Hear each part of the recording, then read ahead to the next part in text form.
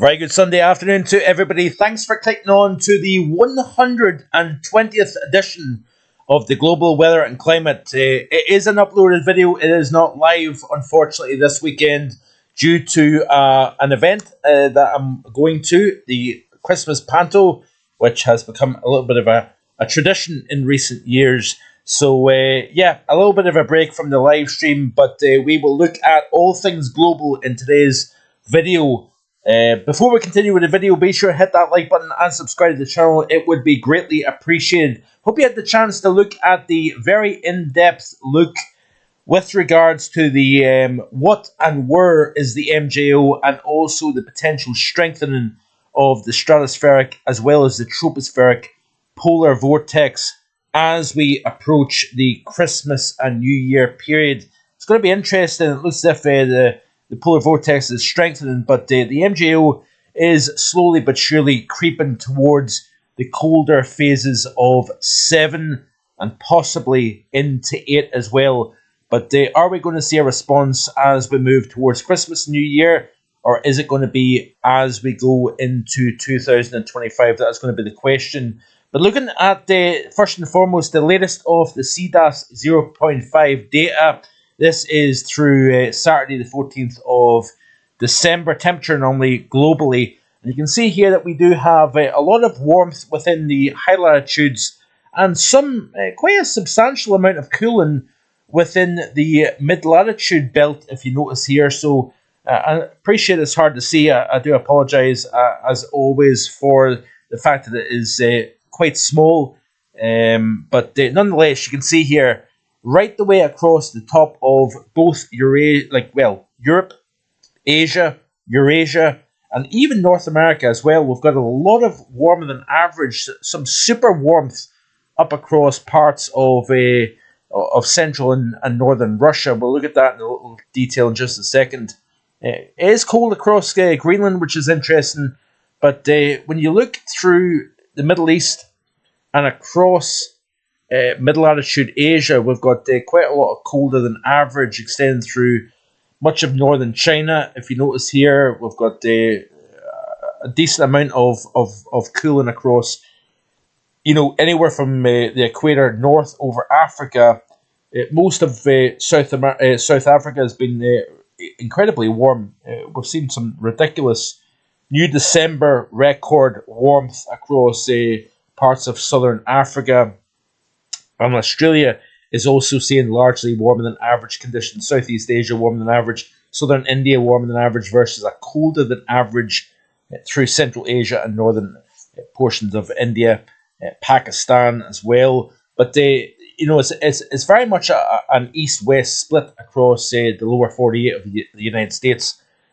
Colder than average across the Midwest and the East, but we've got warmer than average across much of Western Canada that extend up into Alaska as well. South America, interesting.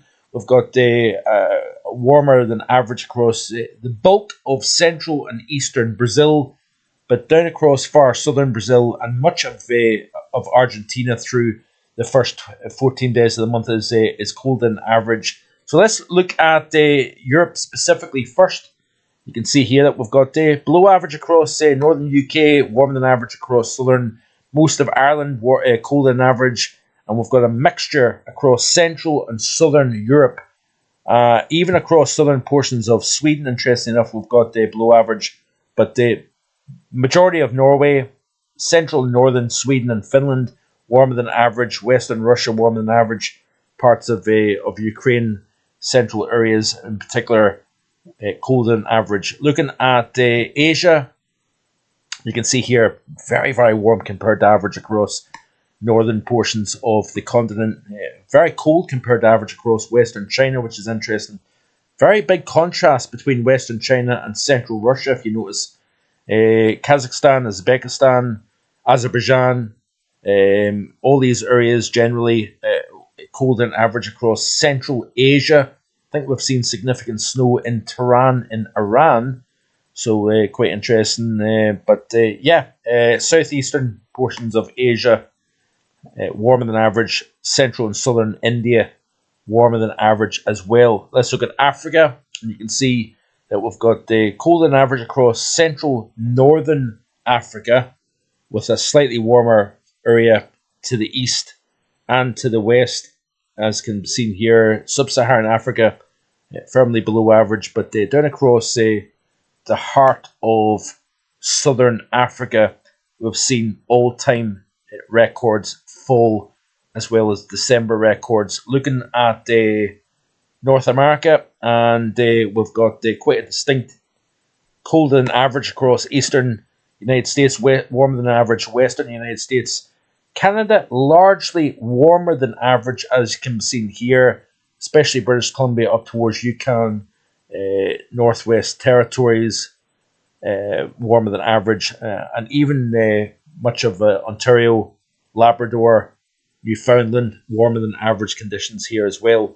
We've obviously seen a secondary epic snow event across parts of the Great Lakes. Upwards of 12 inches of rain, 12 inches of snow falling within 2 hours downwind of Lake Erie, which is pretty remarkable stuff, actually. So, some epic amounts of snow in this part of the world. We've also seen temperatures down to minus 24 Fahrenheit below freezing in parts of northern Minnesota, including the International Falls area. So quite contrasting as has been the case in recent times, and then we continue to see here. Let's look at South America and see what it's showing. So quite cold compared to average through the first 14 days of the month across much of Argentina, the far south of Brazil colder than average, but the interior eastern Brazil has been firmly warmer than average. So big contrasts across parts of South America through pretty much the first half of December. It's obviously the 15th that you're watching this video. It has been recorded late on the 14th, it must be said. So let's look at something that I've not showed you in recent times, the UAH temperature. So this is the upper tropospheric temperature, and we continue to see an all-time record, or certainly since records began back in 1979, the global lower atmospheric temperature, according to the CDAS 0.5 data, shows that we are seeing an incredible rise during the month of November at plus 0.64 degrees Celsius above the average. So we continue this warm trend that has been continuing since the early 2010s. And the warming trend continues both in the oceans, the land areas, but as well as that, the atmosphere as a whole. So let's continue to look forward here. In terms of the UK, we are seeing a steady trend in warmth after a chilly past week. We're seeing double figures above freezing now across northern portions of the British Isles. We've seen multiple days below freezing. A couple of nights below minus 10 in parts of sheltered Highland Scotland, but significant rise in temperature across many areas. Slightly cooler as of late Saturday across the southeast of the UK. But up in Scandinavia, we're seeing the coldest temperatures of the season so far. As of late Saturday, we've got temperatures into the minus 30s across northern Sweden and northern Finland. So milder conditions now starting to appear across UK and Ireland. We've got some chilly-ish air across parts of France and Iberia as well. If we look specifically at the Scandinavia, so Norway, but as well as that, Sweden and Finland, we're talking about temperatures into the minus 30s Celsius. Looking at the lows as of Saturday morning, and we've seen temperatures into the mid minus 30s. So temperatures now starting to really come down across far northern portions of Europe, as you would expect at this time of year. We're now into mid-December, and you would expect that to be the case. So let's look at our friend Terry Goose's latest tweets. Always appreciate the global stats and looking at what's going on in terms of the extremes around the planet at the moment, and you can see that these were the temperatures that were recorded. So we had one place in northern Norway showing minus 34.6 Celsius. Finland, we had minus 34.4 Celsius. So the coldest by far of 2024-25 winter season up across northern portions of the continent. But down across the south of the equator, we've had temperatures in Zimbabwe of 46.4 Celsius. So in stark contrast to what's going on in northern Europe, parts of North America, parts of tundra region, Siberia of Siberia, we've got the extreme heat across parts of southern Africa. 46.4 Celsius, for example, an all-time record in Shikuza, I think that is Kruger, all-time record here in South Africa. 43.5 in Mozambique as well. So let's continue to look through some of these tweets, and we are continuing to see some remarkable heat on the border with South Africa. Temperature 44.7 at Baitbridge, Zimbabwe. New December national record for Zimbabwe. Also some remarkable warmth across parts of Canada, eastern Canada to be exact. 18.1 Celsius at Daniels Harbour, only 0.2 Celsius below the December provincial record for Newfoundland and Labrador, which is pretty amazing stuff when you think about that. 18 Celsius in December. We had the first minus 50, by the way, at Verkhoyansk, which is the first of the season, but is quite late for the first minus 50 in Russia. But we have seen some abnormally warm conditions, and that has probably tempered the strength of the cold so far. Southern African heat wave, 45.9 Celsius recorded at Twee Riviera, an all-time record for this one location. So I'm kind of going back to the front here, most recent first, and then kind of going back the way, but with the coldest temperatures of the season for the Canadian prairies. So while we've got some record warmth across eastern portions in North America, we've seen some pretty cold conditions in Saskatchewan. Key Lake, a known cold spot, minus 39.7 Celsius, coldest of the season so far. Record-breaking rainfall in parts of Costa Rica. November 2024 was a record-breaking month in Costa Rica with extremely high rainfall amounts, especially in the Patrinas region, province, should I say. Plus, look at this here, plus 16. This is an astonishing anomaly for the first third of December in Omicron, the coldest inhabited place on the planet, the warmest ever recorded. The lowest temperature of the month was minus 39 Celsius, is higher than the monthly maximum normal. So that is pretty amazing. Tonight, which is back to the 11th of December, tonight is currently minus 26 Celsius, only 22 Celsius above average for what you would expect at this time in December in Omicron. Pretty amazing stuff, actually. So let me see here what else there is, and we will probably call it quits at that, if I'm being honest. This is a relatively short global weather report. So 36.2 down into the equatorial region, Paya Liber. We've got a new December record for Singapore. The old record was 35.9 Celsius at Seletar back in 2016. And again, this ongoing remarkable heat wave across southern portions of Africa.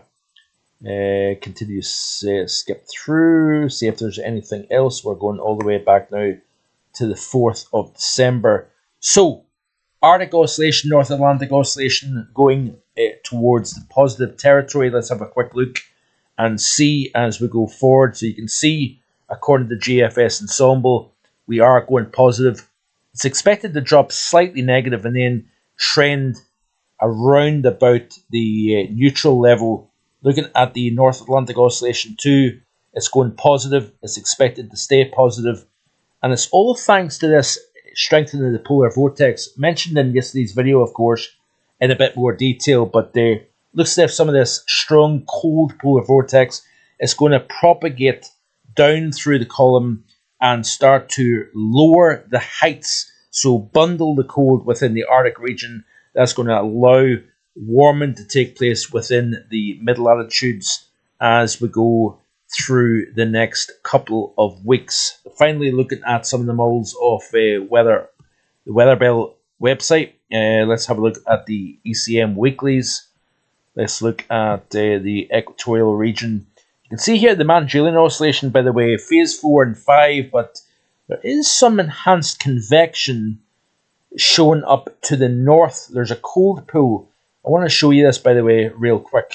I actually meant to show you this already. This is the 7-day temperature anomaly change over the global oceans. You can see here quite a lot of cooling across the central and western portion of the Indian Ocean, even extending through the tropical eastern Indian Ocean. So we've seen cooling, especially across western Indian Ocean, but also across the central equatorial Pacific. Now, the reasons for that is the MJO has been focused over the Indian Ocean. We've seen sinking over the central Pacific. We've seen our central and eastern Pacific. We've seen rising motion over the Indian Ocean. So winds, then when you've got the upward motion or lower pressure over the Indian Ocean, higher pressure over the Pacific, you tend to strengthen the easterly trade winds at the surface. What's been doing is that we've seen those stronger easterly trades over the central Pacific. That has been forcing the cooling to take place over and near the date line, which has meant that the MJO kind of favours more the phase 4 and 5 as we move towards the heart of winter season. But there's a lot of warmer water to the north of that area, and therefore we cannot rule out that the MJO tries to kind of avoid that equatorial belt and focus over the warmer waters to the north. So there is a lot of competing factors here, but generally speaking, if you notice, we have this greens representing rising motion, browns representing sinking motion, Africa, Indian Ocean, but we've got this rising over the central and west Pacific here. That could be an indication that the MJO is trying to move in towards the phases of 7, possibly 8. This is the sea surface temperature anomaly. So I'm showing you here the cooling over the central Pacific. We've got also some cooling over the West Indian Ocean. We've got this focus of warmth surrounding the maritime continent here. So the Mangelian Oscillation tends to focus on those warm waters and kind of try and linger where the waters are warmest. So the cool West Indian Ocean, the cool Central Pacific would kind of beg the question that it's trying to focus here. But look at the amount of warmth to the north of the tropics. So therefore, could that distort the overall movement? Looking at the polar cap heights, as you can see here, lots of cold air in the upper levels of the stratosphere here.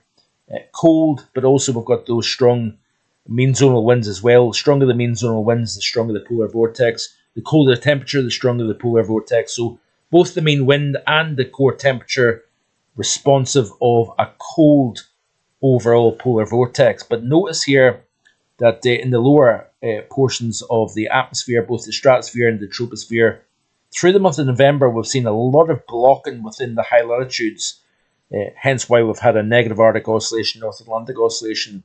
But as we move towards the middle and second half of December, those blues representing a stronger PV looks as if it's trying to filter into the lower portion of the atmosphere.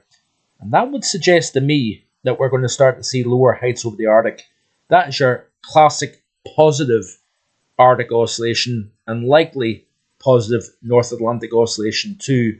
And you can see here off the GFS ensemble when we look at the northern hemispheric view. So let's refresh this page and see what the latest information is showing. So this is as of 12Z Saturday.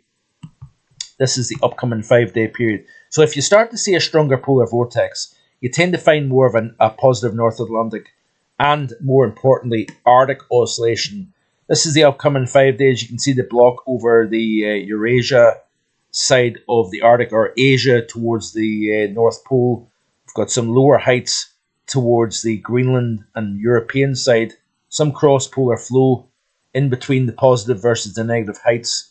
We've got a lot of positive over Central and Eastern North America. So that Arctic air mass that they descended into Eastern North America, that is now moving out of the way.